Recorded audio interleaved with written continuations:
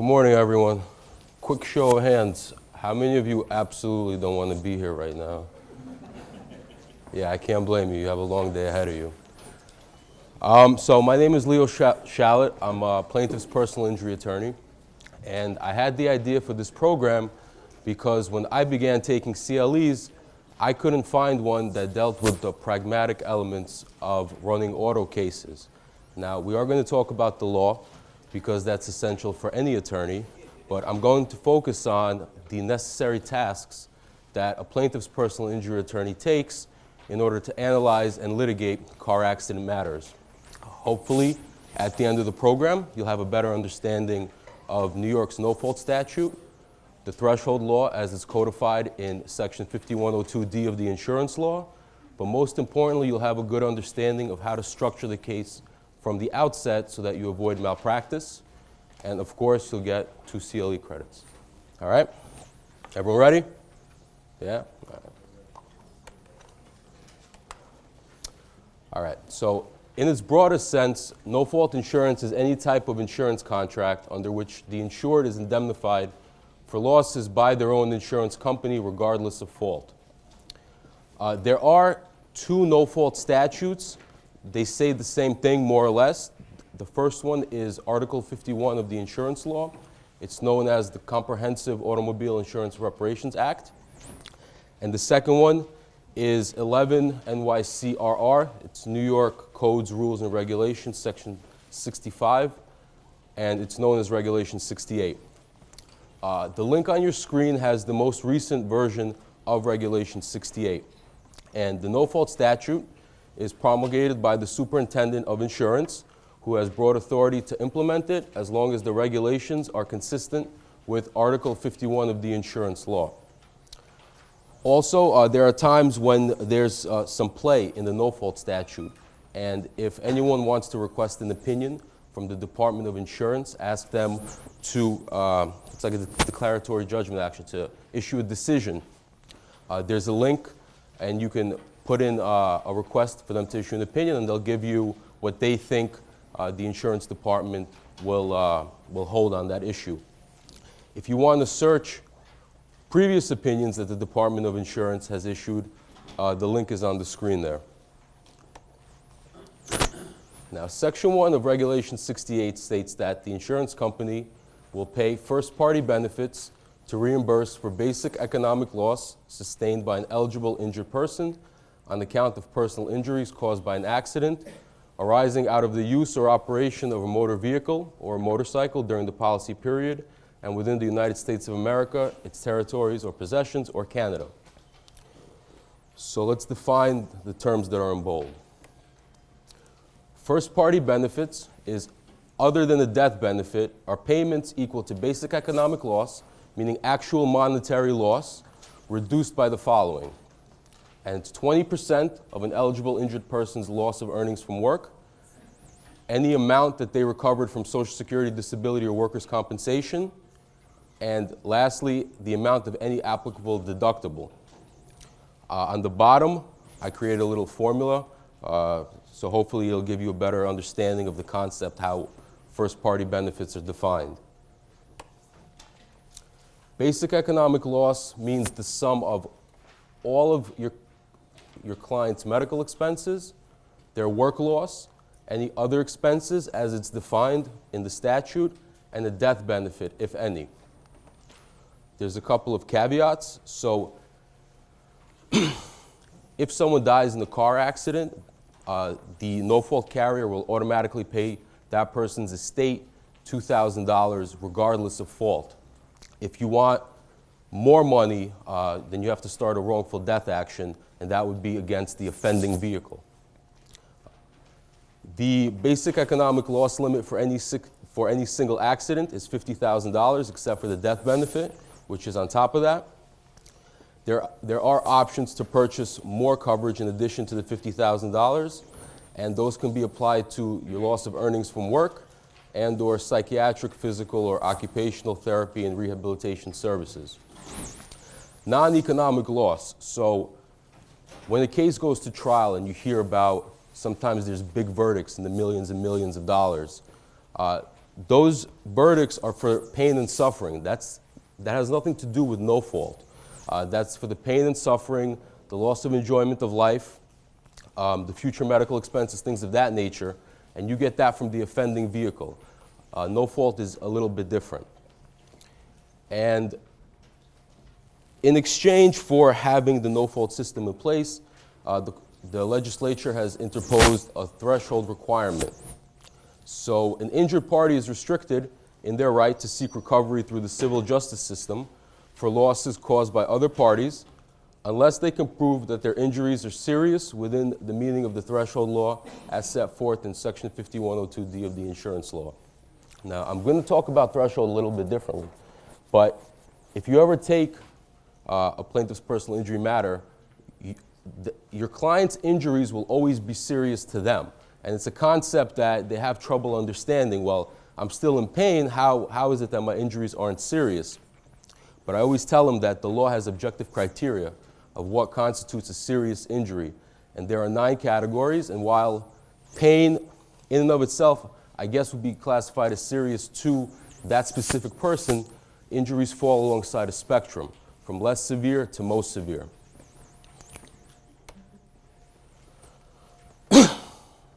Medical expenses consist of necessary expenses for medical, hospital, surgical, nursing, dental, ambulance, x-ray, prescription drug, and prosthetic services, in addition to psychiatric, physical, and occupational therapy and rehab. Also, any non-medical remedial care and treatment rendered in accordance with a religious method of healing recognized by the laws of New York, and D, any other professional health services. So while no fault directly doesn't have anything to do with prosecuting a personal injury matter, it becomes very important because an insurance company will never settle a case with you without medical records substantiating your client's injuries, right? Everyone understands that anybody can come to court and say that, oh, my neck hurts or my back hurts, but the law requires objective medical evidence to substantiate the claim. Why no fault is so critical for plaintiffs' personal injury attorneys? Because sometimes your clients do not have their own private health insurance. So no fault will pay for up to $50,000 in medical treatment, and that's how you can prove your case to the insurance company.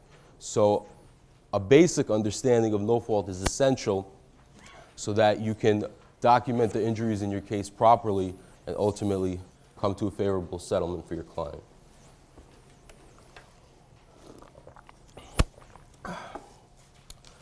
No fault also pays for work loss, consisting of the sum of the following losses and expenses, up to a maximum payment of $2,000 per month for a maximum period of 3 years from the date of the accident. First is the loss of earnings from work, which the eligible injured person would have performed had that person not been injured. The caveat is that you need an actual loss of income. If someone is a tenured employee, such as a professor in university, and they receive their salary pursuant to contract, regardless of whether they work or not, or let's say an employer and an employee have a good working relationship so that for the duration of time that the employee is out of work, he still receives compensation for work that he's not doing, you can also claim a work loss under no fault, because it's double dipping and the insurance companies don't like that. No fault will also pay for any reasonable and necessary expenses sustained by the eligible injured person in obtaining services in lieu of those which such person would have performed for the income. The easiest way for me to explain it to you is, let's say someone works as a mover and they get into a car accident, they hurt their back, and they're not able to lift heavy objects anymore, but they are able to drive a truck. So they hire some other people to help them with the moving, but they still continue driving the truck. So the amounts that the employee would have paid those additional people, no fault will cover their expenses. No fault also pays for other expenses. It's a pretty broad category and consists of all reasonable and necessary expenses other than medical expenses and work loss, up to $25 a day for a period of 1 year from the date of the accident causing injury. So again, let's say you're in a car accident or your client's in a car accident and they hurt their back and they can't lift their dirty laundry anymore. Maybe they live in a walk-up somewhere, and they have to hire a laundry service to perform these services for them. No Fault will pay for up to $25 a day for these type of services as well. Like I said before, if there's a death of any eligible injured person caused by an accident to which this coverage applies, the company will pay the estate of such person a death benefit of $2,000, regardless of getting into the fault. So no fault is called no fault because when the insurance company analyzes the claim, they don't really get into figuring out who is at fault for the cause of the accident. They basically follow whatever the insurance contract says and provide benefits on those, based on that criteria. When you start a lawsuit against the offending vehicle, that's when the issue of who is liable for the cause of the accident becomes really important. But for the purpose of determining who's going to pay your client's medical bills, essentially it's pursuant to contract. It has nothing to do with who is at fault for the accident. All right, so in order to be eligible for no fault, you have to be classified as an eligible injured person. There are a couple of categories where somebody can meet that classification. The first one is if you're a policyholder or any relative who is injured from the use of any motor vehicle. Another way to be an eligible injured person is to be a policyholder or any relative who is injured from the use of a motorcycle while not occupying a motorcycle. There is no fault coverage for people who ride motorcycles. Some insurance companies offer it as supplemental coverage. You have to pay extra for it. But the carriers take the position that riding a motorcycle is an inherently dangerous activity and that basically you're riding it at your own peril.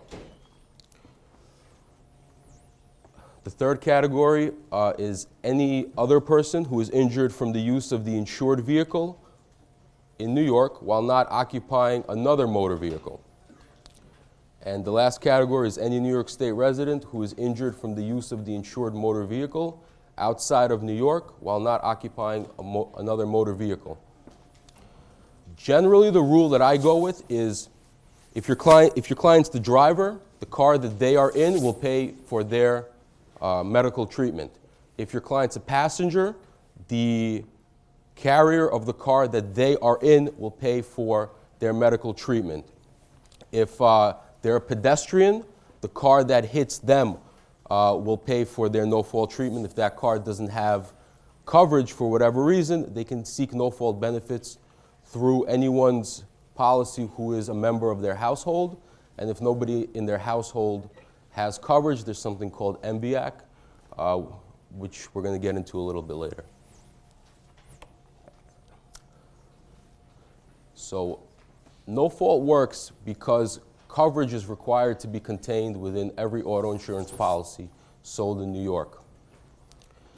11 NYCRR 1.1 states that every automobile's policy of liability insurance issued in satisfaction of the minimum requirements of Article 6 or 8 of the VTL and Article 51 of the insurance law shall contain provisions providing minimum first-party benefits equal to those set out in the mandatory personal injury protection endorsement. Now, what happens if, for whatever reason, a carrier forgets to put this endorsement into their insurance policy, but the insurance policy is sold in New York, somebody gets into an accident? Insurance Law 5103H states that any policy of insurance obtained in satisfaction to satisfy the financial security requirements of Article 6 or 8 of the VTL, which does not contain provisions complying with the requirements of the article, shall be construed as if some provisions were embodied therein. So the courts will essentially read those terms into the contract even if they're not there. So everybody gets no fault. There are times, of course, when the insurance company can disclaim coverage. They can say, for whatever reason, we're going to get into it now, you are not an eligible injured person, you are not entitled to no-fault benefits. One of the circumstances occurs where the policyholder, while inside their vehicle or as a pedestrian, is injured by their vehicle when coverage was not in effect. So the insurance company didn't collect the premiums from this person, the policy lapsed, and there was no coverage in effect at the time of the accident, you don't get no fault. Any relative of the policyholder while inside said vehicle or as a pedestrian is injured by said vehicle when coverage was not in effect. Similar scenario to the first one, except it's a relative of the policyholder, not the policyholder themselves. Third category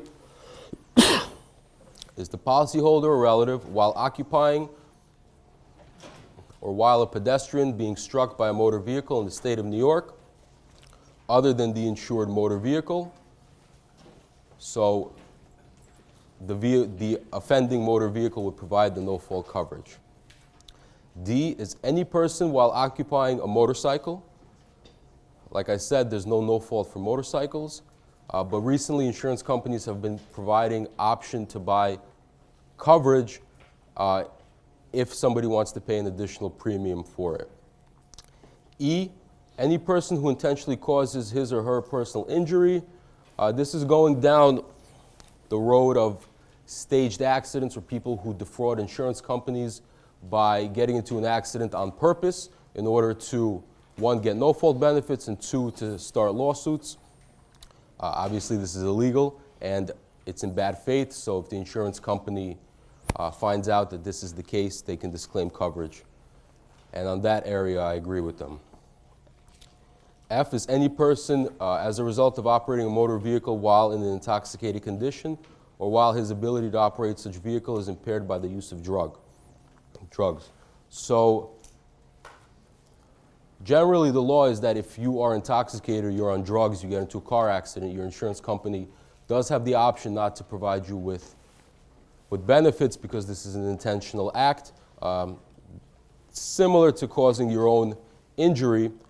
In practice, the majority of the carriers don't disclaim coverage, and they don't disclaim liability coverage where the offending driver was intoxicated. It really depends on the practices and procedures of the individual insurance company. Also, any person while committing a felony or seeking to avoid arrest, operating a motor vehicle in a race or a speed test, or operating or occupying a motor vehicle known to that person to be stolen. So these are all circumstances where there's a crime being committed. Again, the insurance company does not want to reward you for committing the crime, so they will not provide no-fault benefits in those circumstances. So when I was doing research for this program, I came across the fourth one, something that I didn't know because I never came across it in my practice. But if you're repairing a motor vehicle, if such conduct is within the course of a business of repairing a motor vehicle and the injury occurs on business premises, so basically mechanics, if you're injured in the mechanic shop by somebody else's car, for whatever reason, there is no fault coverage through that car. So what happens if an out-of-state vehicle gets into an accident in New York? There is coverage for non-resident motorists. Insurance Law 5107 states that every insurer which sells a policy providing motor vehicle liability insurance coverage or any similar coverage in any state shall include in each such policy coverage to provide for the payment of first-party benefits pursuant to subsection A of section 5103 of this article when the motor vehicle covered by such policy is used or operated in this state. So once an out-of-state vehicle crosses the border to get into New York, whether it's from New Jersey or from a different state, they are supposed to have no-fault benefits within that policy. And like the scenario that we talked about beforehand, if there is no-fault coverage within the policy, the courts will construe it as if no fault was in the policy. So any out-of-state vehicle who gets into an accident in New York has no fault. All right, so now the pragmatic end of it. We got through pretty much all the law I wanted to cover. Upon the happening of an accident, a person's no-fault coverage does not automatically activate. There are certain steps that you have to take in order to put the insurance company on notice that there was an accident and so that they don't disclaim benefits later on. The actual law for the procedure for how you activate your no-fault coverage is found in Regulation 68 in the notice section. And I'll paraphrase it. It says that if there's an accident, you need written notice setting forth the details about the accident, regarding the time, place, circumstances, and you have to give it to the company or the company's authorized agent. The company is the insurance company. But this is the most important part. In no event more than 30 days after the date of the accident, unless you have a clear and reasonable justification for failure to comply with such time limit. And the most common way that you do this is submitting what's called an NF2. So the notice has to be in writing. You can't call over the phone, tell the claims representative, listen, I've just been involved in a car accident, and then you get no fault. It doesn't work like that. You have to give them written notice. And the 30-day deadline is essentially its own mini statute of limitations. So everyone, I'm pretty sure, knows that the statute of limitations is the time frame within which you can bring a claim or a case. So if you blow the 30-day deadline, you're going to face a real uphill battle getting no-fault benefits for your client. Very important not to forget it. Anytime you send in the NF2, I have a sample NF2 on the next page, but a little practice tip. Anytime you send it in, you should either send it certified mail, or if the insurance company accepts faxes, you fax it, but then you print out the confirmation proving when the time and the date that it was submitted. That way, if there's a bad faith denial by the insurance company, you have proof that it was submitted and you're entitled to your no-fault coverage. If the insurance company denies your claim, there is a special expedited arbitration proceeding that you can file in order to have an independent party look at the facts of the case and determine whether the denial is valid or not. And the request for this type of arbitration must be filed within 30 calendar days after the mailing of the denial of claim form by the insurer. Right, so on the screen right now is a sample NF2. It's pretty much self-explanatory, but I'll go over it briefly. Obviously, you need the date that you're sending it in, the policyholder, that's the person who bought the insurance policy. If it's the driver, then it's the driver's name. If your client's a passenger, then it's still the driver's name. The policy number, the date of the accident, and a claim number. So a claim number is the insurance carrier's file in their own business records. So the way that you would open up a claim number with the insurance company is on the policyholder's insurance card. There's a number for claims. You can also get it online. So once you find out who the carrier is, you get their claims number, and you give them a call, and you say, I represent so-and-so, they've been involved in a car accident, I'd like to open up the claim. One of the first things they're going to do is they're going to ask for a recorded statement of your client. You do not give them this. You say, no, I don't consent. You get one bite at the apple, because a recorded statement could be damaging to your client later on in the case. So they're entitled to the deposition and an EUO on the no-fault side, but that's it. Then they're going to ask you some general facts about the accident. Of course, you can give them these, but you should keep it as simple as possible. Of course, truthful, but as simple as possible. And then they're going to ask you about your client's injuries, what they hurt. Again, you have to be truthful with what the injuries are, but sometimes when you take a case, you don't know what the injuries are because it's immediately after the accident, and some injuries don't develop until months or sometimes years later. So based on the intake that you did with the client, you'll know what's hurting them at that moment, and that's what you could tell the insurance company. After that, once the claims representative will open the file, they will give you the claim number. You take this claim number down because that's what you use to communicate with the insurance company for settlement purposes, for lost wages purposes. Just for the next 3 years, you're going to use this claim number to litigate the case. After that, the insurance carrier will put a claims adjuster on the case. That person is an employee of the insurance company whose job it is to manage a certain aspect of the claim. So there's a no-fault adjuster who deals with the no-fault issues. There's a property damage adjuster if you're claiming property damage, and there may be a liability adjuster if you're bringing a lawsuit for non-economic injuries such as pain and suffering. Then you're going to put, the name, the contact information for your client, their social security number, the basic facts about the accident, a brief description of the injuries, and it's as simple as saying, head back, both shoulders, right wrist, whatever the case may be. Then they want to know some details, whether the type of vehicle that was involved, whether it was a truck, an automobile, and who your client was. Was he a driver? Was he a passenger? Whatever the case may be. This is the second page of the no-fault application.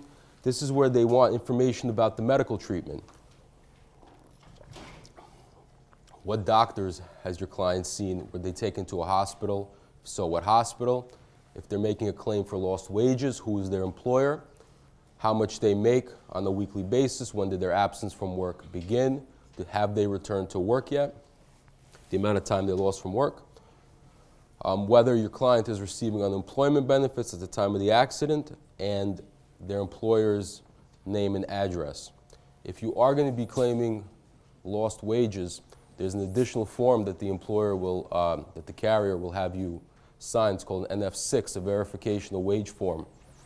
And that's filled out directly by the employer, sent to the insurance company directly by the employer, where they want to verify whatever statements you're claiming in the NF2, otherwise it would be like a free-for-all.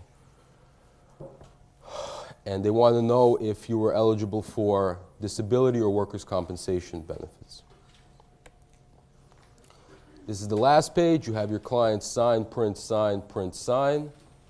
date it, put in the social security number, and then you fax it to the insurance company, and you have just avoided a major malpractice issue later on. If you blow the no-fault statute, in my opinion, that is malpractice because you have just severely harmed your client's case, and if they are going to continue treating, they're going to have to pay for that out of pocket, which gets very expensive. So just make sure that you send it in within 30 days and be a little neurotic about it. All right. So what happens if there's no fault in place, and under what circumstances, what do you do if there's no coverage? So there's something called MVAC, which is the Motor Vehicle Accident Indemnification Corporation. It's an entity created by statute to protect citizens from uninsured motorists. It operates as a nonprofit organization and provides no-fault and bodily injury coverage to those claimants that are eligible for benefits. Now, while technically it's a nonprofit, it doesn't operate too much differently than any other insurance company. You still have to fight them tooth and nail to prove your case, to get the no-fault benefits, and especially if you want money for pain and suffering, it's a battle all the way to trial. So some circumstances where MVAC comes into play. If there's an uninsured motor vehicle registered in the state other than New York, if it's an unidentified motor vehicle which leaves the scene of an accident, that's a hit and run. Motor vehicles registered in this state as to which at the time of the accident there was no liability policy in effect. Stolen motor vehicles, and where the insurance company disclaims coverage because the vehicle was stolen.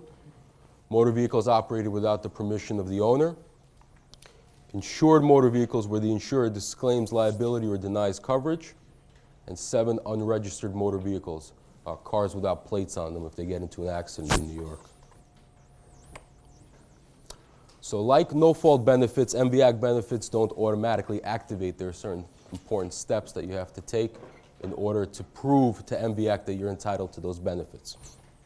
And what you have to do depends on the type of liability situation that you're facing. So if it's an uninsured motor vehicle, no coverage.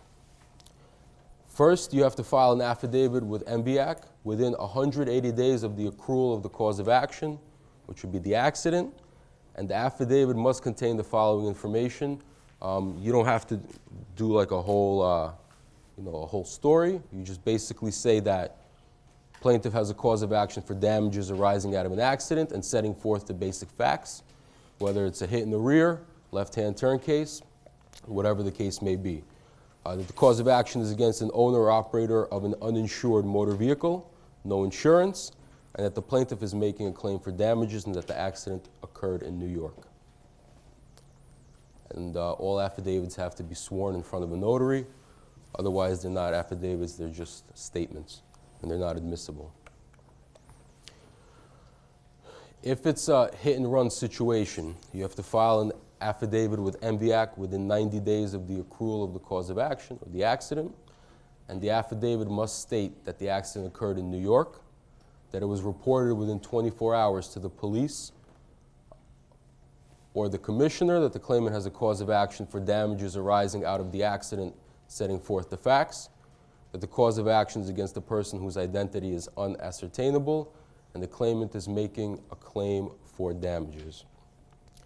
The fact that an accident wasn't reported within 24 hours to the police does not automatically mean that you won't get MVAC benefits in the case of a hit-and-run driver, but of course it does mean that you face an uphill battle because the burden now continues to shift to you, where you have to prove that it wasn't possible to make a report or that you made a report as soon as it was reasonably possible to do so. I would say that if your client's in a coma or if they were in a hospital, things of that nature, those are reasonable excuses.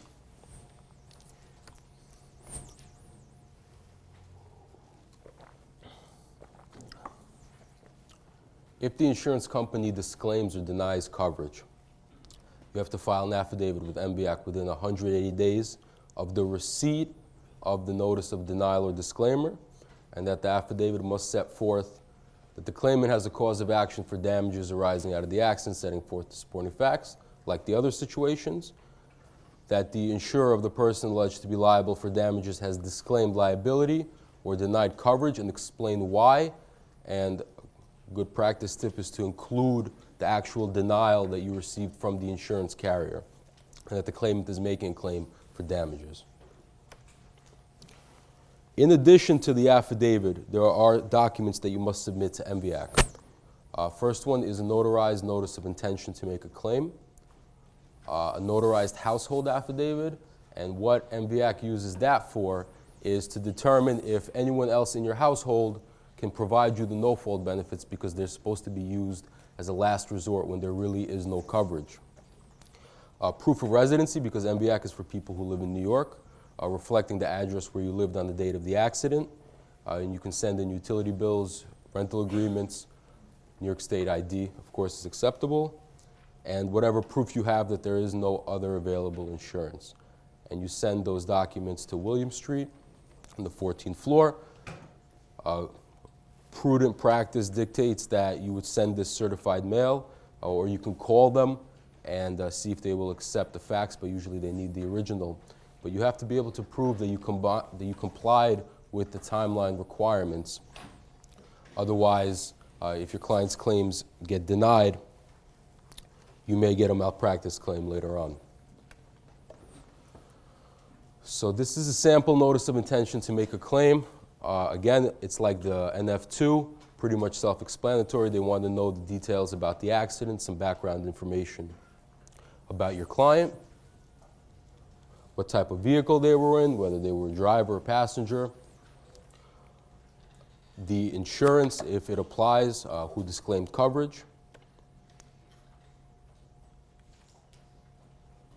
They want to know if there were any witnesses to the accident so that they can go and investigate the claim on their own, and what type of MVAC situation is it. Is it an uninsured car, a denial of coverage, disclaimer of coverage, stolen car, hit and run, and it must be signed and notarized and faxed in, mailed in, sorry. This is the household affidavit. So you need to put the name, social security number, date of birth, and the relationship to your client of all the people who are in the household. Household is basically people who they live with, and it must be notarized as well and sent in along with the affidavit and the notice of intention. All right, so that's pretty much it for no fault. Next part of the program, I'm going to focus on what you do when you get a call from a potential client the analysis that you go through to evaluate a case. So I had a friend of mine who doesn't do personal injury or car accident cases, but he had a client who was involved in a car accident, and he wanted to figure out if it was a good case, if it was a case that you can make money on, because personal injury attorneys, the majority of us, they don't work hourly. You work on a contingent basis. So in the event of a recovery, you take a third of that recovery plus any expenses that you put into the file. But if there's no recovery or the case is dismissed, you get nothing. And you just wasted a lot of time and effort to prosecute a case, sometimes for a really long time, a couple of years. So it's really important, one of the skills in being a personal injury attorney is to know what cases you can make money on and what cases you just can't make money on. So the first thing you do when you get a call from someone who's been involved in a car accident is make sure that they're okay. If they're hurting, they should go to the hospital immediately for their own welfare, not for the sake of the case. And you have to remember that every personal injury matter has two components to it. Liability, who is at fault for the accident, and damages. What are your client's injuries? How have those injuries affected your client's life? And in order to have a good case, you need both components. Major weaknesses on either side means that either the case is going to go to trial and you're going to be in a battle for the next 3 years and that the case will not settle, or that the case will get dismissed on some point on summary judgment. And the tricky thing is, I know that we didn't talk about threshold yet, but the law in New York basically lays out, a bar. And if your client's injuries meet the threshold and they're above the bar, then you're entitled to reimbursement for pain and suffering. If your client's injuries are below the bar and they do not meet the threshold standard, then you are not entitled to reimbursement for pain and suffering, and the case should get dismissed. So sometimes when you get a call, either it's immediately after the accident or a short time within the occurrence of the accident, you don't know if your client meets thresholds because they're saying, well, my neck hurts or my back hurts, but that injury could resolve next week, and then certainly you don't meet threshold under the law. So it's a little bit tricky. And the next thing that you do is that you start asking questions. It's important to ask a lot of questions in the beginning when the information is fresh in your client's mind, and especially critical information like witnesses. They tend to disappear as the case drags on. So you want to get that all down immediately so that you can conduct an investigation into the claim. And of course, with the passage of time, people either forget or they manipulate what they think happened. So you want to get it down and do like a little mini deposition during the intake to determine if it's a good case or if it's not a good case. All right. So on liability, there's a number of key questions that you have to ask to get a realistic scenario of what you're dealing with. First is, when did the accident occur? Negligence cases, most car accident cases fall under the negligence category. It's 3 years from the date of the accident. So you want to find out, do you still have time to file a lawsuit? If you don't, if it's past the statute of limitations, don't even waste your time. And is it past 30 days from the date of the accident, because you want to know if you still have time to file your no fault. If you're past the 30-day deadline, you should ask your client if they have private health insurance. Sometimes that can get around not having no fault. You also want to ask where the accident occurs. There are plaintiff-friendly venues, there are defendant-friendly venues, and there are toss-up venues. And when I say that, I mean the type of jury demographic that you're going to be facing when the case comes up for trial. Plaintiff's attorneys pay attention to this, and the insurance carriers pay attention to this. There are some counties in New York that are known to be great for plaintiffs. Kings, which is Brooklyn, and Bronx County, great plaintiffs' venues. Defendant-friendly venues are Richmond, which is Staten Island, Nassau, and Suffolk County. Very difficult to bring a personal injury case in those counties. And then the toss-up venues, it depends on the type of panel that you get for the trial, is Queens and New York County. This isn't law, this is just my opinion based on my experience picking juries in New York. You also want to ask how the accident occurred.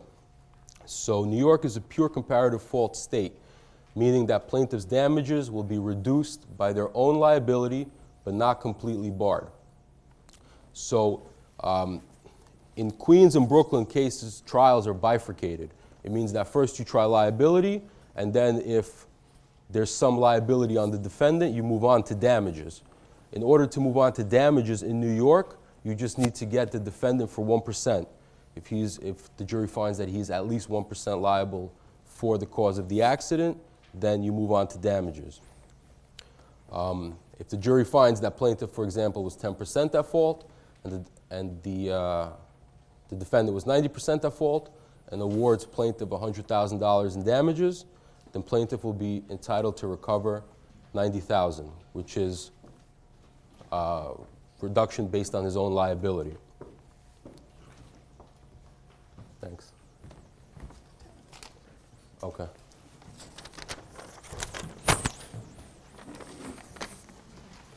Is this what you guys were waiting for? All right. So breaks in about 10 minutes. The first code, everybody ready? All capitals.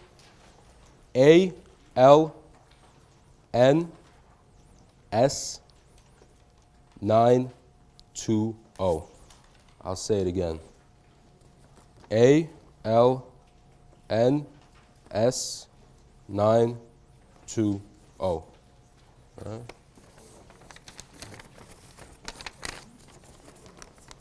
Do me a favor, can you let me know when 10 minutes is up? What time? No, can you tell me? Because I don't have a... Thank you. All right, yeah. All right. Sometimes it's worthwhile to take a case even if your client is partially at fault or even if your client has the majority of the fault because there's a very severe injury. How you determine the value of a case is like a pie chart, right? You look at liability, you look at the severity of the injury, you look if there's a big loss of earnings claim, meaning they haven't been able to work since the date of the accident, and you put all those factors together and you arrive at a number, sometimes based on your experience, sometimes based on a verdict research, which is what other cases of similar facts and similar injuries the juries have awarded those types of sums of money to. But there's really no hard, bright line rule for how you value a case. Generally, the more severe an injury is, the more it's worth. And the people who get, these multi-million-dollar settlements or these multi-million-dollar verdicts, the reality is their life is really permanently destroyed or altered, or it's not even close to being what it was like before the accident. There has to be something really bad that happened to your client in order for the case to settle for, a significant amount of money.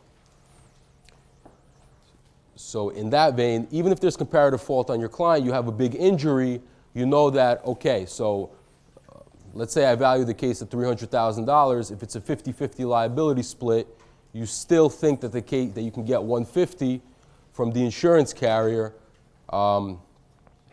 if the case goes on to damages. You want to know if your client was the driver or the passenger. Generally, a passenger has no liability for the happening of the accident. Well, that makes sense because there was nothing that they could have personally done to avoid the collision. Of course, there are sometimes funny cases that come up, but generally, that's the rule. You want to know the number of vehicles that were involved. Multiple vehicles means multiple defendants, means multiple insurance policies on the table, which means a bigger pot that you can negotiate money from for your client. Witnesses, very important. Juries love independent witnesses, people who don't have a stake in the outcome of the case.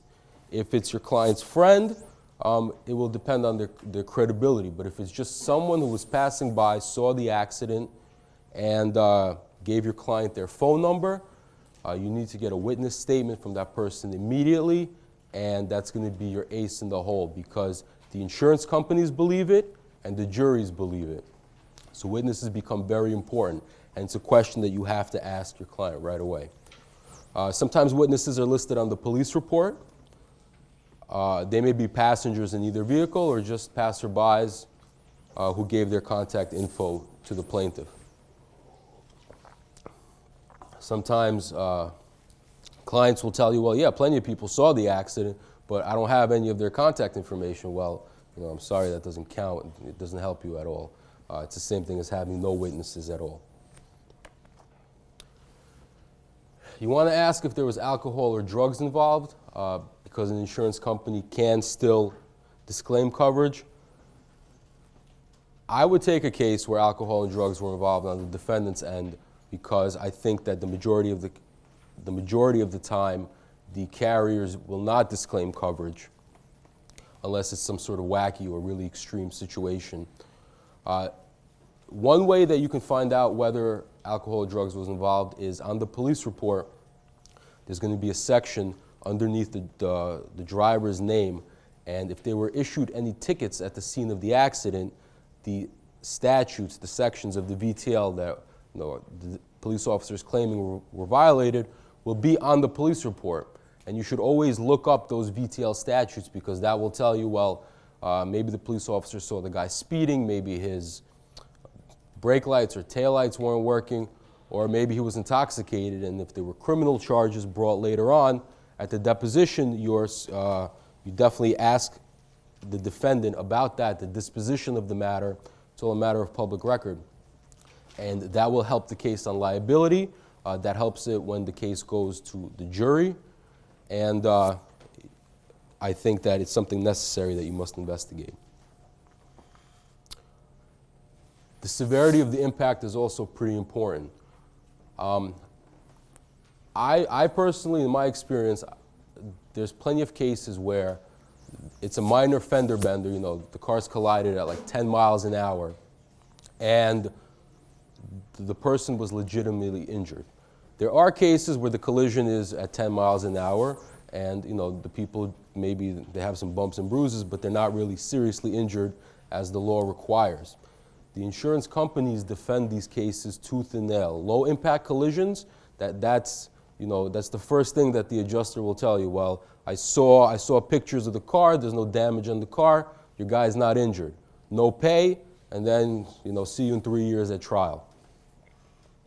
So again, I would take a low impact collision case because sometimes it's an eggshell plaintiff. You take the plaintiff as you find them. Not everyone's body is strong and supple, and not everyone's body can withstand an impact. Also, sometimes I'll tell the insurance adjuster, well, if somebody comes up to me and pushes me from the back when I'm not expecting it, even if they don't push me that hard, you still have a strong whiplash effect. And it's much different than if someone pushes me from the front and I'm expecting it, because you can brace for the impact. Sometimes, so that's how I like to counter their statement that, well, it's a low impact collision, your client's not really injured. You want to ask about photos of the vehicles or photos of the scene, and you should get these pictures from your client right away, because by the time the deposition comes up, it's already a year later. Sometimes people's phones break or they lose their phones, they switch phones, they forget about the case, but this is a critical piece of evidence that you're going to use to establish that an accident occurred, the severity of the impact, where the accident occurred, whatever the case may be. So you should get these pictures emailed or from your clients and put it in the file and save it. You want to know if defective equipment was involved, including brakes, taillights, headlights, windshield wipers, or tints. A lot of people forget about asking about tints, but the reality is, while tints are kind of cool, they also affect your ability to see, especially at night. And if it's a right angle impact, or if there were obstructions in the road, a person's car has dark tints, well, that's something that you could really push the button on liability when you try the case. You want to ask if there's a police report. A police report, you don't necessarily need it to prosecute a case. If there's no police report from the scene of the accident, you could still take the case, you could still win the case, you can still settle the case, but again, the insurance company will fight you tooth and nail for it, and it's not going to be an easy battle. Police report's important, well, because it gives you the information about your defendant, it gives you the no-fault information, it tells you whether any tickets were issued at the scene, and you want to ask if the police officer witnessed the accident. So on every police report, there's a section at the bottom where it says police officer's comments. And usually it'll say something like, vehicle 1 says vehicle 2 hit it in the rear, vehicle 2 says that vehicle 1 stopped short, police officer did not witness the accident. Or it'll say police officer did witness the accident. So if the police officer witnessed the accident, then the statement contained within the officer's description is admissible. It's not hearsay. And the officer is a witness to this accident. You can call him in to testify at trial based on his observations. The juries generally believe police officers. But sometimes, if the description of the accident is not favorable to your client and the police officer did not witness the accident, well then, that's hearsay, that's inadmissible, and when you present that to the jury, it has to be redacted, especially if the police officer doesn't come in and testify. So that's something that the jury will not find out when they read the case. Of course, when the insurance company will be evaluating it, they will use that against you, but then you just keep telling them that it's hearsay and that it's a non-issue in the case, and move forward from there. Good? All right, so I guess we'll stop here. I'll see you guys in 10 minutes. So one of the other things that you want to find out right away is whether your client was working at the time of the accident. In New York, if they're injured in the course of their employment and the employer has workers' compensation coverage, then you're barred from suing the employer for injuries. They're just entitled to the workers' comp benefits. So you need to know this right away so that you don't waste your time on the case where the suit is barred from the outset. You also need to find out if there's a municipal defendant involved, a city agency or entity, and that includes the fire department, the police department, Department of Transportation, MTA, Port Authority. And the city can be involved in a number of ways. Sometimes it's a municipal vehicle, such as a sanitation truck or a bus. If there are broken traffic lights that cause the accident to occur, the city has to be brought in addition to the other vehicle. Broken street lights, if there wasn't adequate lighting on the road at the time of the accident, that was a factor. Even if it wasn't a major factor, you still want to bring them in so that their insurance policy is at play for the purpose of settlement negotiations. And if damaged roads such as potholes were involved, maybe if your client was on a motorcycle and they hit a pothole on the BQE, they went flying, then you could bring a case on that basis as well. You need to watch out with municipal cases because they have their own special procedure in order to start the lawsuit. The city has a special document that's called a notice of claim. And if it isn't filed within 90 days from the accrual of the cause of action, it's kind of like blowing the no-fault application deadline. There are procedures for filing a late notice of claim, but you have to do it through the courts, and you face an uphill battle. So the notice of claim must be filed within 90 days, and the lawsuit must be started within 1 year and 90 days against the city. It's not the usual 3-year statute of limitations that you have in negligence cases against private parties. And you want to ask if there were additional defendants. So one way that this can come into play is if there was construction going on at the area of the accident. Maybe there wasn't signs put up saying that there was construction going on. Whatever the case may be, you would bring in the construction company, and we're going to get into how you would figure out who was doing construction at that area at the time of the accident. Important questions on damages, right? So what we went over is just the liability, how the accident occurred, who's at fault for the cause of the accident. These are some questions that you ask on damages to establish the severity of the injury and whether you would meet threshold or not.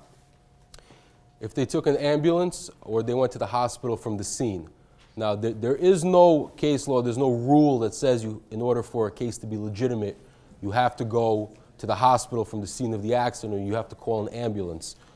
Sometimes people will start to feel pain a couple of days later, even sometimes a month later. Each case and each person's body is different. But for the purposes of settling the case, the longer that a person waits to have treatment after the accident, the harder it will be for you to establish causation from the point of view of the insurance company. Well, you'll be talking to the insurance adjuster and they'll tell you, well, your client first saw treatment a month after the accident. There's a million things that could have happened in those 30 days. Certainly, it's much better from a settling point of view if they took an ambulance from the scene of the accident. That way you can establish that the injuries were from this accident. The time in between the accident and the initial treatment, and very important, you want to find out if there are any prior or subsequent injuries to the same body parts. This is important for a couple of reasons. First, for causality issues. If in this accident your client injured, let's say their lower back, but they have a prior lower back injury and that injury is documented. Maybe they had a prior accident, they brought a prior claim. The insurance companies have a database, it's called an ISO database, where they have access and they pool their information together. And it comes out in funny ways. Sometimes your client will be like, well, no, this is my first accident. And then at the deposition, you're presented with these documents where, well, did you have a claim in 2008? Did you have a claim in 2010? And it hurts your client's credibility. So you need to be honest with the defense attorney, and your client needs to be honest with you and upfront about everything, because it's much better to address the weaknesses in the case up front and come across credible than get caught in the lie, because once you're caught in the lie, it's very hard to save the credibility of the case, especially in the eyes of the jury. And in my opinion and in my experience, if there's a prior injury to the same body part that you're claiming was injured in this accident, all other factors being equal, the case will generally be worth less. The insurance companies take the position that the initial break in the body the first time that the injury occurred is worth more, and that if there's an aggravation or exacerbation of that injury, it still is worth something, but it's worth less. Now, this isn't always the case. Let's say prior injury to the back, but in this accident there was an aggravation, but that aggravation caused your client a more severe injury, and as a result they had to undergo a back surgery, either a fusion or a discectomy. That's where a damaged disc in the spine gets physically removed, and then the spine is fused back together, kept in place with rods. So someone has, their spine is, a centimeter, 2 centimeters shorter than it needs to be. It's a pretty serious operation. So in that case, obviously the second case will be worth more. So just because there's a prior or a subsequent accident, it's not automatically determinative. You want to find out if they missed time from work, how much time they're planning on missing, because if no fault doesn't pay for the lost wages, that becomes a claim as part of your personal injury case against the offending vehicle. Out-of-pocket expenses, if they are verifiable, meaning they have receipts, and that includes if they take cabs to physical therapy, if they had to buy any sort of medical devices or anything else that was an out-of-pocket expense that they paid as a result of the injuries that they sustained in this accident, you can claim that in your special economic damages as part of your personal injury case. I ask about vehicle repairs because if there were a lot of repairs that were made to the vehicle, sometimes you'll have a strong impact, and the impact will only damage the undercarriage. But when you look at the photos, there's not a lot of damage to the exterior of the vehicle. So that's another way that you can prove that there was a strong impact, is by looking at the vehicle repair records. Sorry. And then you have to analyze the threshold issues. And threshold is a whole other animal. We're going to get into that at the end of the program. All right. So there are 7 common ways for a car accident to occur. On the plaintiff side, my favorite is a rear end on a stopped vehicle. Under the case law, usually if a stopped vehicle is hit in the rear, the offending vehicle, meaning the one that struck the vehicle that was stopped, will be 100% at fault for the happening of the accident. You want to find out why your client was stopped, whether it was a light, a stop sign, stop and go traffic, for how long they were stopped before the impact occurred, and will the defendants claim that they stopped short. Another way that an accident can occur is a head-on collision.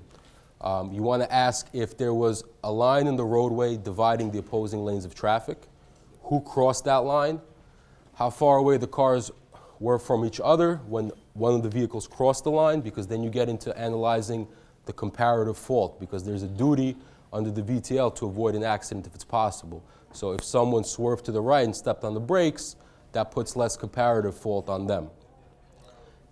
And did anyone swerve in an attempt to avoid the impact? So I had a case like this, I think last year, and we were in the depositions and we couldn't figure out who actually crossed the double yellow line. And there were a number of attorneys, both plaintiffs and defendants in the room, and there was this really old attorney. He recently passed away, but we were talking during the break, and he goes, well, ask him about the accident dust. And I didn't know what he meant. I thought he was joking. But it turns out that in some cases there's dirt on the undercarriage of vehicles, and that in the event of a collision, that dirt will fall on the ground at the place of the actual impact before the cars go their separate ways. And if a police officer is experienced, or if you have photographs showing showing the scene of the accident immediately after the accident, you could see the accident dirt. And that could prove, especially if you have an expert on these type of cases, testify on it, who crossed the double yellow line. Another common way that an accident can occur is a T-bone or a right angle impact. And these are common in intersection collisions, including red lights and stop signs. Now, what I'm going to tell you is not the law, it's just my experience, how I evaluate these cases when I see them. If a defendant has a stop sign and your client does not have a stop sign, your client is claiming that the other car ran the stop sign when he was already in the intersection, boom, there was a T-bone impact. I say that the liability split is either 80-20 or 90-10. The vehicle that had the stop sign bears the majority of the fault. The argument that you make, and there's case law to support it, is that the defendant, the person with the stop sign, had a duty not to enter the intersection until it was completely safe to do so, and to yield to any vehicle within the intersection or so close as to constitute an immediate hazard. And the defense attorney or the insurance company will always say, yeah, but your client still had a duty to see what there was to be seen and to avoid a collision if it was possible. Question of lights cases, these are cases where both parties are saying that they had the green light. They turn on the credibility of the parties involved, and if there are any witnesses, then the witness's testimony.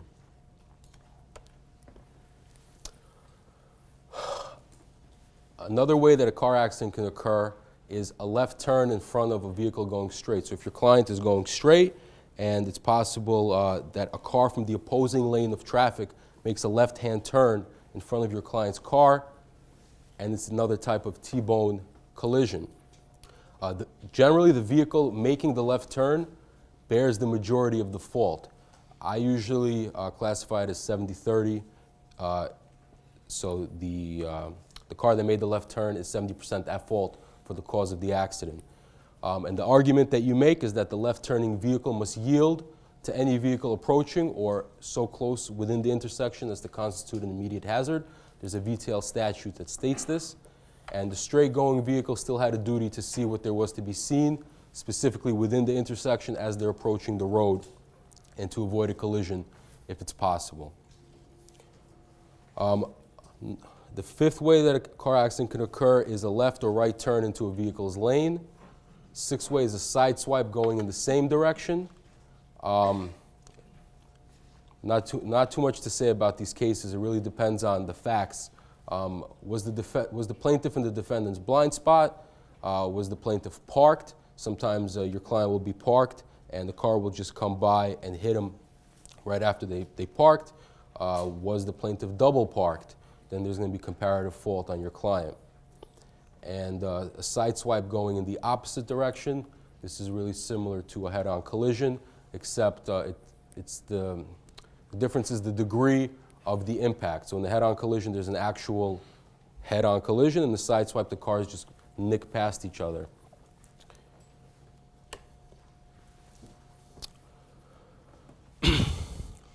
So negligent statute of limitations is 3 years from the date of the injury for car accident cases. For wrongful death actions, it's 2 years from the date of the death. Intentional tort statute of limitations like assaults, for example, is 1 year. The no-fault NF2 deadline is 30 days from the date of the accident. For city cases, the notice of claim must be filed within 90 days of the occurrence, and suit must be filed within 1 year and 90 days. And MVAC, depending on the type of facts that you're dealing with, if it's a denial of coverage situation, it's 180 days after receipt of the denial. If it's a no insurance, it's 180 days from the accident. If it's a hit and run, it's 90 days from the accident.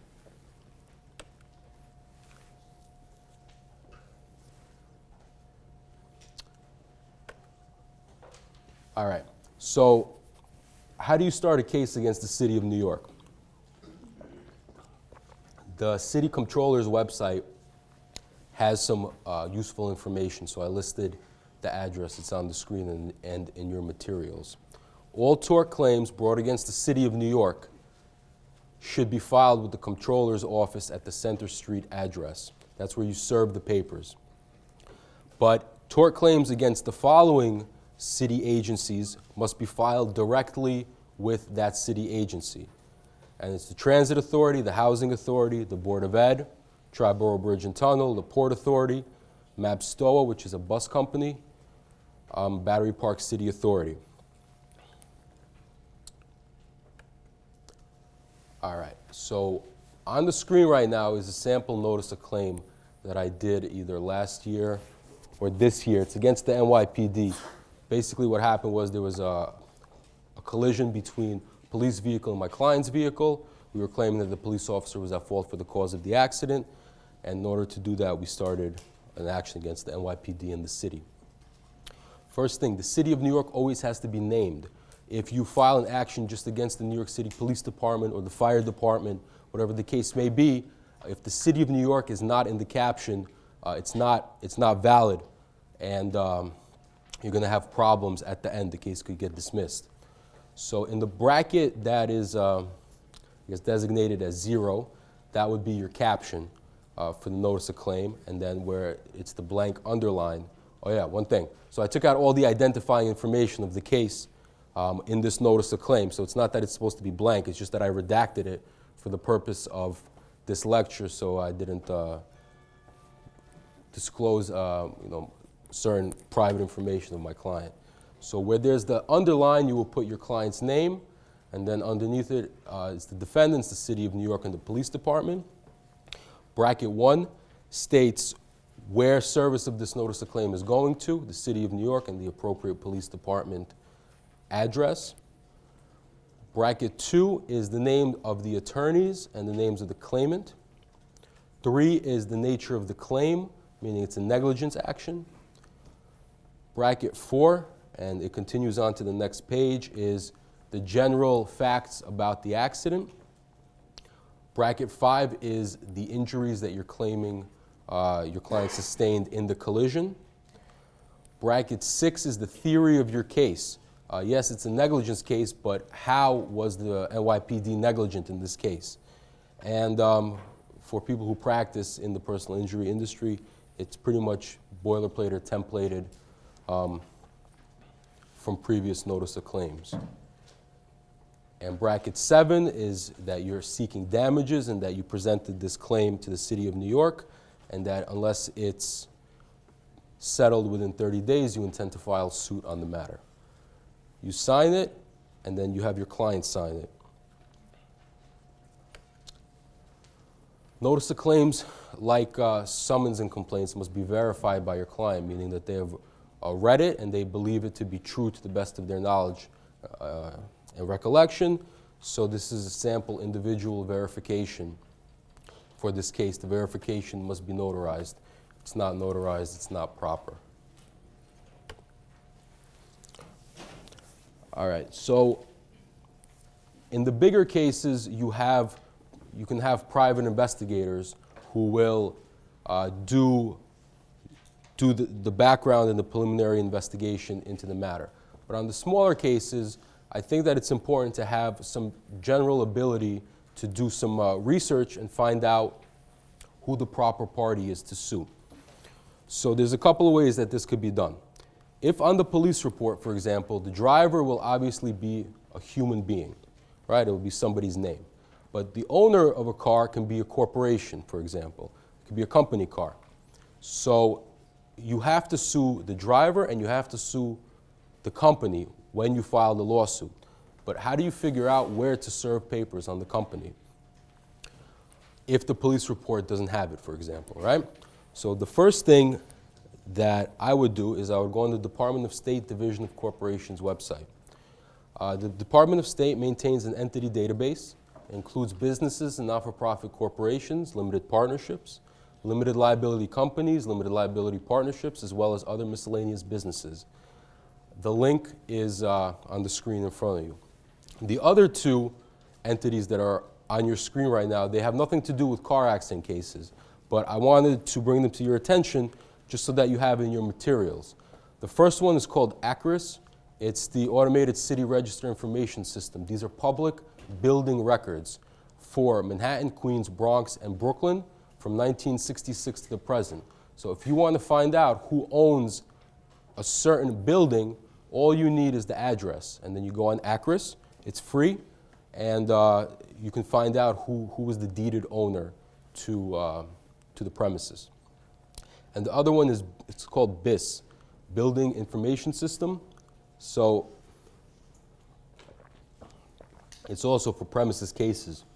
If you want to find out if there were any complaints, inspection violations, when inspections occurred, this comes up in cases where someone is hurt on escalators or elevators inside a building, and you want to find out who did the inspection, when it was last done, whether that inspection had any violations on it, you can use BIS.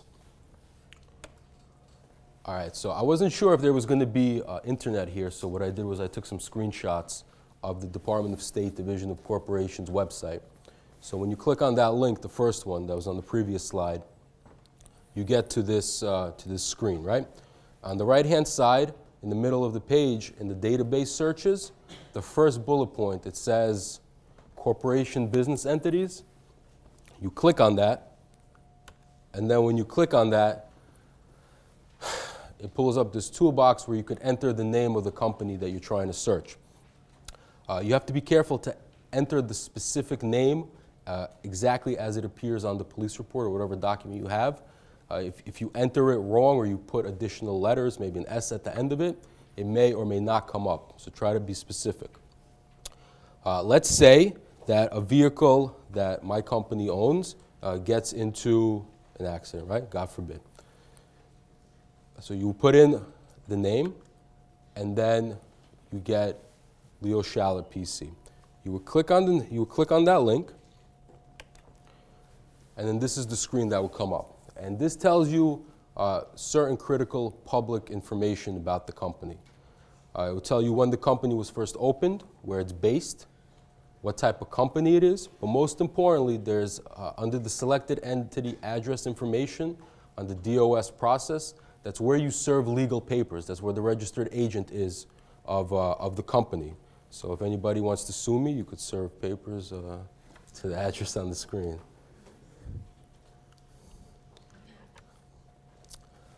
Another basic investigative tool is called a FOIL request. There's a law, it's called the Freedom of Information Law. There's a law on the federal level and there's a law on the state level. And the law basically says that all documents relating to the government should be accessible to the public upon request. So every governmental entity performing a governmental or proprietary function is subject to the law, but private corporations or companies are not subject to FOIL. So how do you make a FOIL request? Well, first you have to figure out which governmental agency is responsible for maintaining the type of records that you're searching for. And then once you find that out, you would write the request to the record access officer, or some of them you could do it online. And the rule says that all records are available unless an exception applies, but in practice, that's not really the case. The most common reason that the government uses to deny your request in whole or in part is that disclosure of these records would be damaging to an individual or preclude a government agency from carrying out its duties.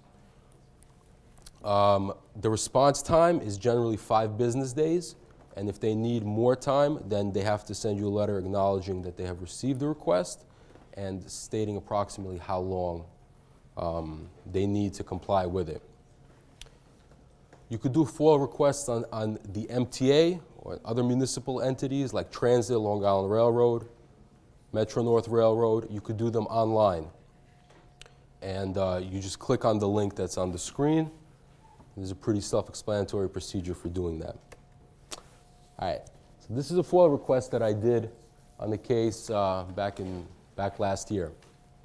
So my client was driving in his car on the Long Island Expressway going eastbound, and there was some construction going on the LIE, but there was no signs in that area, and part of the road was misleveled. And when he reached a certain portion of the highway, his car completely bottomed out, and he just stopped on the spot. The whole undercarriage was destroyed, and the car had to be towed from the scene. There was about $20,000 in damage to his vehicle. So how do you figure out who was doing construction in that area? So I sent this FOIL request to the Division of Legal Affairs to the City of New York, and I asked them for complaints, violations, installation, maintenance, repair, pruning, contractor information, removal of any other records regarding road, pavement, and construction on the LIE eastbound between the exits where it occurred, and I asked them to conduct a segmented search. They'll probably do a search for 2 years from the date of the accident going back. You send it in with a check for $3, and a little while later I got my answer who had the permit to do road construction in that area, and then I started a lawsuit against them.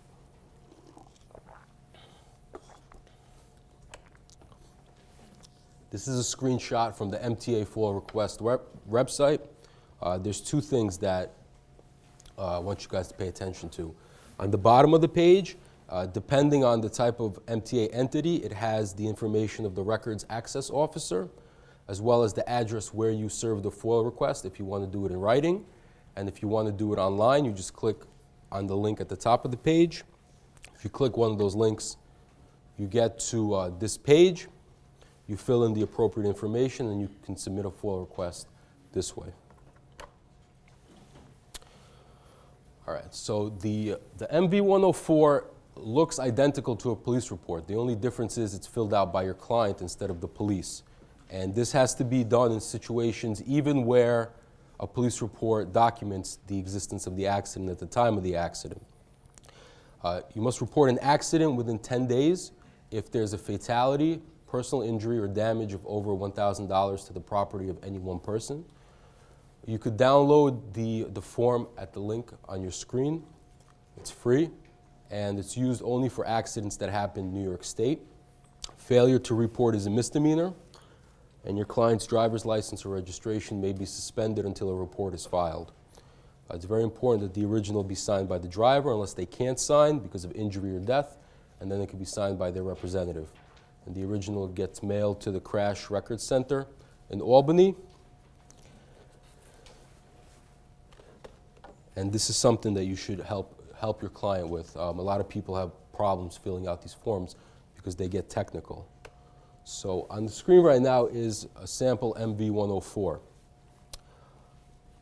First thing that's important to understand is there are boxes on the right-hand side. And the police reports also have boxes. They have more of them.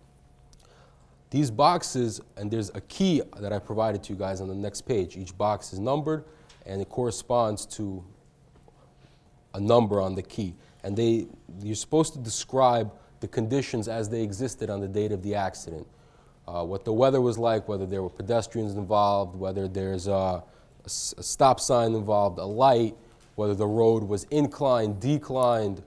There's a lot of information that you should provide, and this is good to do in the beginning of the case because it'll document your client's memory, and then when the deposition comes up, you can just refer back to this when you prep them for the deposition. Otherwise, the document is pretty much self-explanatory. On the top, you just have to write the accident date, time, date, number of vehicles involved. If there was a police report taken, the police report number goes on the upper right-hand side of the MV-104. Section 1 is the driver's information. Section 2 is the registrant or the owner's information. Section 3 is the damage to the vehicles that are involved in this accident. Now, the police report in the boxes with the arrows, that's supposed to be how the accident occurred. So I told you that there were 7 common ways that an accident can occur, but here there are 9 boxes. What I did was I just combined a couple of the boxes because they're essentially the same thing, just from different directions. Section 4 is the accident location, where the accident occurred, what were the intersecting streets. Section 5 is all the people who are involved, whether they're injured, what the nature of their injuries is. Section 6 is the insurance information of your vehicle, and at the bottom they print and sign their name. This is the key to the MV-104. I talked about what the boxes represent. I'm not going to do it again. All right, so does your client meet threshold? The majority of personal injury litigation revolves around this question. It's either liability, but after you get past liability, you have to establish that your client is seriously injured within the meaning of insurance law 5102D. So there are 9 categories of what classifies as a serious injury under the law. The first 5 categories are no sweat, meaning that they're not really heavily defended because based on the medical records, it's clear that your client is seriously injured. If your client died as a result of the accident, if he was dismembered, significantly disfigured, fracture, break in the bone, or if the woman was pregnant and she lost a fetus as a result of the accident, that's fine. Then you get to the last 4 categories, and this is where the majority of the litigation revolves around. Category 6 is permanent loss of use of a body organ, member, function, or system. Category 7 is permanent consequential limitation of use of a body organ or member. 8 is significant limitation of use of a body, function, or system. And the last one, it's pretty wordy. Before I read it, I'll just tell you what it means. It means that for a combined 3 months following the initial 6 months following the accident, your client couldn't do substantially all of their customary and usual activities that they did. So it's a combined 3 months, doesn't have to be consecutive, for the first 6 months following the accident. And that injury is medically determined, meaning the doctor said that they cannot do those activities. But technically the statute reads, medically determined injury or impairment of a non-permanent nature which prevents the injured person from performing substantially all of the material activities which constitute such person's usual and customary daily activities for not less than 90 days during the 180 days immediately following the occurrence of the injury or impairment. It's called the 90-180 category. So not every state in America has no fault. I think New Jersey has a compromise system where you have the option to buy no fault. So if there is no fault, then there is no threshold. That's my understanding. And if there is no fault, then there's a threshold requirement imposed, because no fault provides a compromise. It basically allows for prompt payment for basic economic loss to the injured person regardless of fault, in exchange for a limitation on litigation for cases meeting the statutory definition serious injury. The goal of no fault and of the threshold statute is to keep minor personal injury cases out of courts. And an injured motorist who seeks to recover damages for non-economic losses, such as pain and suffering, must first establish that they have a serious injury. That's the threshold. All right. So, how does this come into play in real life? When the case comes up for trial, at the end of the case, you have a charging conference with the judge where both sides submit what law they want the judge to read to the jury. The law that the judge can potentially read is found in the PJIs, the Pattern Jury Instructions. Right, so you would submit a request to charge, and it contains all the law that you want the judge to read. The other side would do the same thing. And then usually before your closing arguments and outside the presence of a jury, you have this charging conference where you come to an agreement what law the jury should get. So let's say the case involves a significant disfigurement issue, and I promise I won't read this for all the other ones. Significant disfigurement is found in PJI 2:88B. And at some point, while the judge is reading the law to the jury, before they go deliberate, the judge will say, did AB, that's the plaintiff, sustain an injury that resulted in a significant disfigurement as a result of the accident on the accident date? The judge will say, an injury is disfiguring if it alters for the worse a person's natural appearance.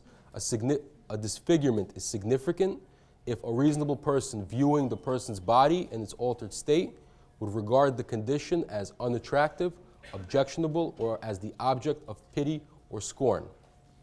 If you find that AB sustained a disfigurement as a result of the accident on the accident date, and that disfigurement is significant as I have defined that term, you must answer the question yes. If you find that AB did not sustain a disfigurement as a result of the accident on the accident date, or that any disfigurement plaintiff sustained is trivial or inconsequential, you must answer the question no. And when the jury goes to deliberate, they're not given a printed copy of all this law. Basically, they hear it once in addition to a bunch of other law, and the judge charges the jury. It takes about 20 minutes. So for 20 minutes, the judge is just sitting there reading all this law. It goes right over a lot of people's heads. But that's the nature of the system that we have.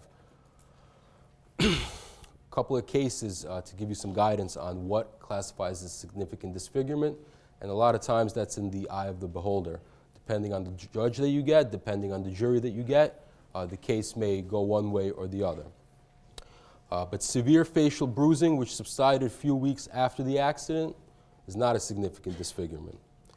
Scar 5 centimeters in length and 1 centimeter in width on the lower part of the leg, also not a significant disfigurement. 1 1/8 inch scar near an infant's left eye and scar in scalp obscured by hair, not significant disfigurement, probably because other people couldn't regard it as the object of pity or scorn because they cannot see it. But a 1 1/2 inch scar on the knee was deemed a significant disfigurement. All right, the PGI for fracture is 2:88C, and fracture is a break of a bone or a part of a bone. On that basis of the evidence you heard, did AB sustain a fracture? You could prove a fracture by x-rays, and you have to get them introduced into evidence. So what do the cases hold? That a tear in the knee cartilage is not a fracture. Tears alone do not automatically meet threshold. You have to show a limitation in use of that body part through one of the other categories. Deviated septum is also not a fracture, probably because there's not a true break in the bone. But interestingly, a chipped tooth or a broken tooth requiring future medical or dental attention constitutes a fracture under the insurance law.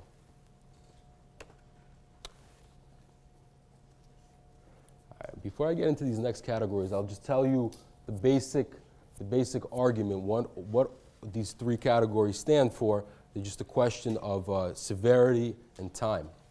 So let's say your client sustained an injury to their lower back. At some point after the accident, if they go to physical therapy treatment, they will undergo what's known as a range of motion test. The range of motion test measures a person's ability to bend and twist their back in relation to some established norm, right? If your client has difficulty meeting that norm, then they have what's known as restrictions in their ability to bend and twist their back. After they undergo a course of physical therapy, at various times they'll have more range of motion tests. And the doctor can't just eyeball it. There's special tools. One is an orthopedic goniometer, and now there's computer programs that can use to determine objectively.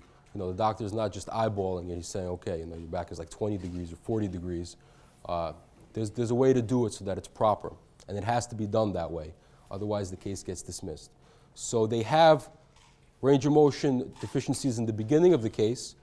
They undergo a course of physical therapy, and then at the end of the case, sometimes 3 years later, 4 years later, they undergo another range of motion test. If at that point they still have limitations in their ability to bend and twist their back, then you say that they have a loss of use. Thank you.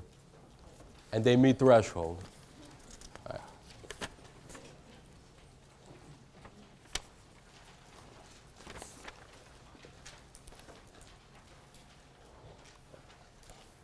All right, guys. All caps. A, L, N, S, 290. I'll say it again. I think I missed it. A, L, N, S, 290. All right, let me know. 10 minutes? All right, thank you. So that's the argument. If the range of motion deficiency is way after the accident, a couple of years, then you can use the permanent categories, right? Permanent total loss of use of a body, organ, member, function, or system.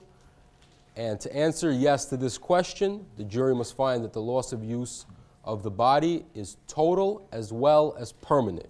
It's not sufficient if the body, system, organ, member, function operates in some limited way.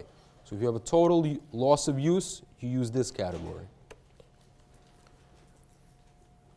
If you have some use, but there's still restrictions, and it's long into the litigation, a couple of years, you use the permanent consequential limitation category.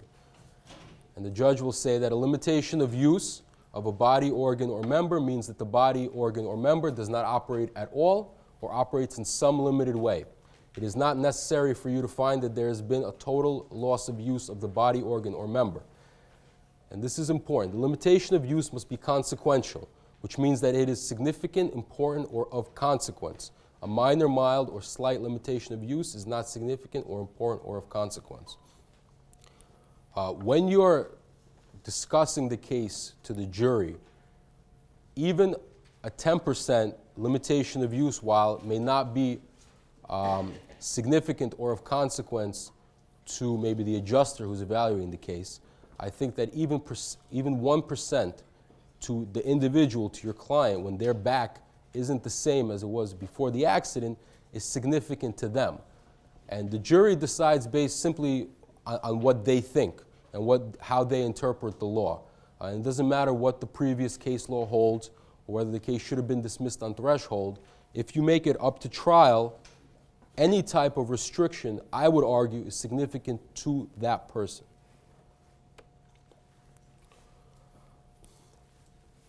If you're still relatively early on in the case, then you can't really argue that it's a permanent limitation, but you can argue that it's a significant limitation. And this is defined as a limitation of use of a body, function, or system, means that the function or system does not operate at all or operates in some limited way. It is not necessary for you to find that there's been a total loss of use of the body, function, or system, or that the limitation of use is permanent. However, the limitation of use must be significant, meaning that the loss is important or meaningful. A minor, mild, or slight limitation of use is not significant.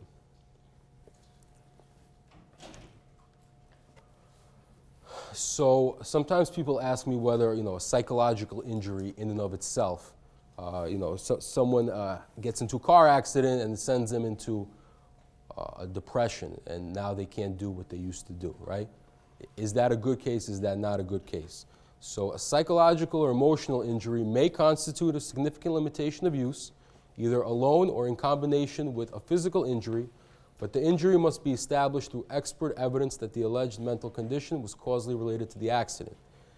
And in order to get this documentation, it has to come from a person who's an expert in the field. So a physical therapist can't say that your client went into a deep depression and that's related to the accident. It has to come from a psychologist or a psychiatrist, somebody who understands these type of injuries. And medical opinions based on subjective complaints alone is not sufficient.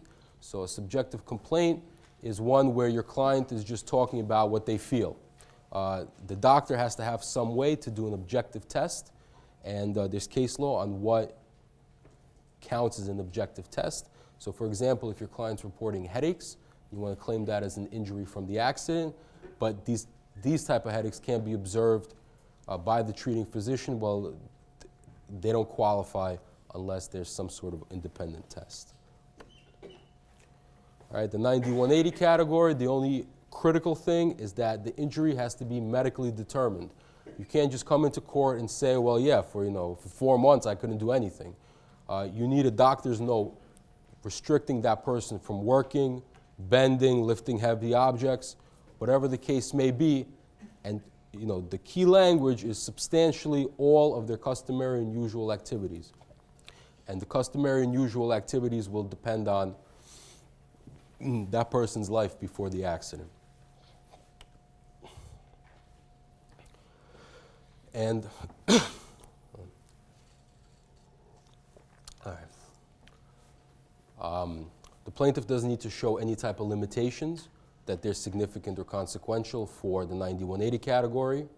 Just because somebody misses 3 months of work isn't automatically determinative for their customary and usual activities. This is one of those things that depends on who's looking at the case. Some judges will allow you to get charged 9180 if you miss 3 months of work. Some judges will not. So I don't have that much time left, but there are some things that I want to go into. All right, so this is a sample request to charge on liability. So I did this on the case that's actually coming up for trial shortly. So this and all these PJIs is what the judge will read to the jury on when they charge them. The majority of these are pretty much templated. They're standard in negligence cases. Falsus in uno means that the judge will say if you believe that a person has willfully testified and lied about one thing, then you can find that they lied about anything else, and you can accept or reject all or parts of their testimony as you see fit. Exclude sympathy means that the jury is not supposed to take sympathy for the plaintiff or the defendant as a factor in coming to their determination. It's supposed to be a cold, calculated decision based solely on the evidence that they've heard. 5/6 verdict. This is pretty important for plaintiffs. So the jury is comprised of 6 jurors and majority of the time 2 alternates.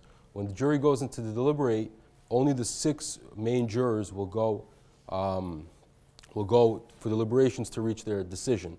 In order for a plaintiff to win their case, either 6 out of 6 or 5 out of 6 jurors must agree that the defendant is liable for the accident, that the plaintiff meets threshold.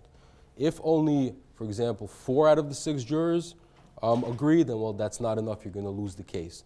So sometimes on the plaintiff side, you face the uphill battle because you have to convince, while it is your burden by a preponderance of the evidence, sometimes you face real uphill battle because in order to win, you have to convince a lot of people. And when the defense attorney, if he's good or she's good, and they're standing up right after you pointing out all the holes or weaknesses in your case, because every case that goes to trial most likely has a significant weakness. Otherwise, it would have settled. I believe the statistic is that 98% of personal injury cases settle before trial, and the 2% that don't go to trial, the 2% that do go to trial, they have some fatal flaw in it. Either your client is bad, or they don't meet threshold, or your client's at fault for the accident. a lot of things that could come up. So the jury, at the very least, to win, you got to convince 5 out of 6. The burden of proof. So it's preponderance of the evidence, use of deposition transcript. Interested witnesses, charge states that just because a person is interested in the outcome of the case doesn't make them more or less believable. It's up to the jury to decide who they believe. If you believe that the defendant violated a specific VTL statute and you want to make an argument of negligence per se, and the jury will be instructed that if they do in fact find that the defendant violated, let's say, VTL 1140, then they have to find that the defendant is negligent. Regardless of what else they think in the case, you can ask for the statutory standard of care instruction. This is a sample PJI request to charge on damages. It has the same initial PJIs, the ones that are standard, but this is where you ask for the specific threshold charge depending on the nature of the case. And if you think that you meet threshold for a number of reasons, let's say you meet 90-180 and permanent consequential and significant consequential, then you would ask that the judge charge the jury on each of those categories, and the jury will have to make a determination with respect to each category. And if you meet threshold on one category, all of the injuries meet threshold, and you're entitled to get compensation for all of your client's injuries then. I guess the last thing, right? All right. This is a sample verdict sheet. So how does a jury actually come to their determination? At the end of the case, they're given a verdict sheet by the court. It has these instructions that at least 5 jurors must agree to answer every question, and that the same 5 jurors do not need to agree on the same answer for every question. And then they get to the questions. And the way that the jury agrees is by signing their name to the appropriate juror number. No, first question was the defendant negligent? Yes or no? And then they sign. If one of the jurors dissents, then he will sign in the dissenting box. Was the defendant's negligence a proximate cause of the accident? Yes or no? Right? If the answer is no to any one of these 2 questions, the plaintiff just lost the case. If you get to the 3rd question, was the plaintiff negligent? Yes, no. 4th question, was the plaintiff's negligence a proximate cause of the accident? If the answer to question 3 and 4 is yes, that means that you're getting into a comparative fault situation. And then finally, the jury on liability will have to state the percentage of negligence of each. So how much percentage was plaintiff at fault? How much percentage was the defendant at fault? And then they make the determination. I think I'm going to stop right here. That's okay? All right, guys, thanks for listening. I really appreciate it.